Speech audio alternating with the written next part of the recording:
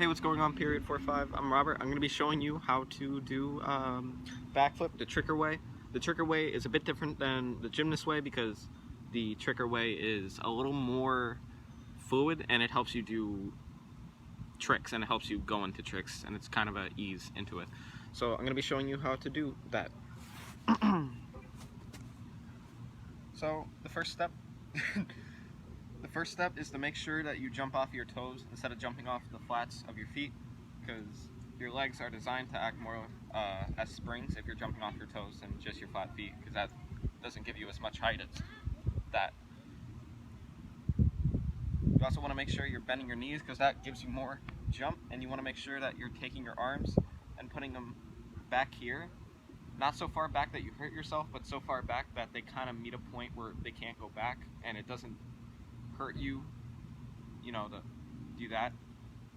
They go back, your knees bend, and it's all one motion. And you're jumping off, bringing your hips up, pushing your chest out. My back just cracked, I'm getting old. I'm only 17. So So the next step would just to be commit. Now, I forgot to mention the first step out of all of this, although I made the first step jumping off your toes, the first step is to believe you're going to make it over. That is probably the biggest problem with anybody who's trying to learn how to flip, is that they'll go for it and their brain reacts faster than their body, and the brain will just fear. You know, you go for it, you get scared, you bail out, you're already like over your head. You're at the point where your head's heading towards the ground, and if you just grabbed your knees, you would have made it over, but your body might freak out, and you just open up and you might hurt your neck. In rare cases, you might even kill yourself, but that never happened, and I messed up quite a few times. So I suggest don't be afraid and do an exercise called a makaku.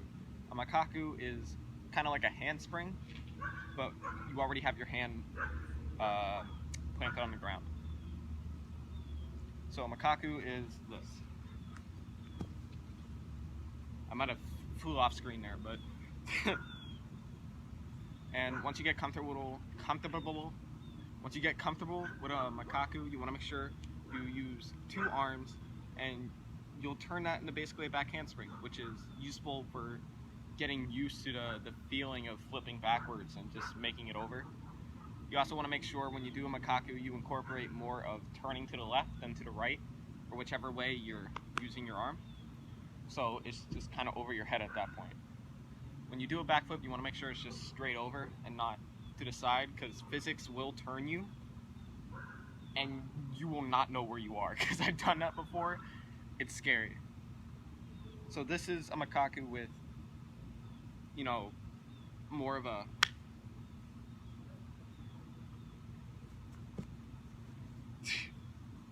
terrible, I know. I'm not the back handspring guy, I'm the backflip guy. So how a backflip works is it's also easier than a front flip. A front flip is less scary but harder, and a backflip is more scary but easier. A backflip requires the transfer of motion, and that's about it. Transfer of motion and no fear, a backflip.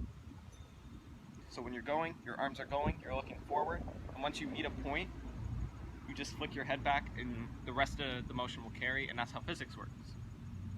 So I'm gonna look at something that's off the screen. Once I meet that point, I'm gonna flick my head back. My arms are going, they're gonna go around in a circle, and grab my knees, and that's gonna flip me over.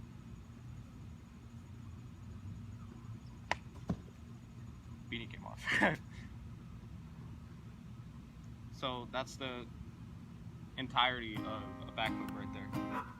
Just going up, you're looking, once you meet a point, you're gonna flick your head back, tuck your knees, and hold it.